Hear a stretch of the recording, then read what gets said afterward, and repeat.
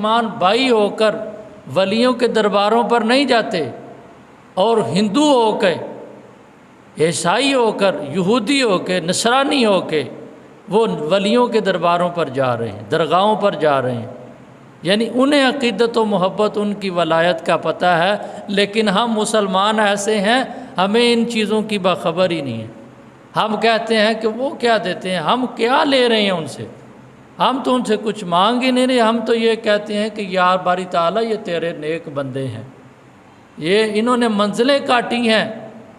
انہوں نے 40 سال تیری عبادت میں گزارے ہیں، ایک ٹانگ پر کھڑے ہو کر نماز عشاء کے وضو کے ساتھ 40 سال جو ہے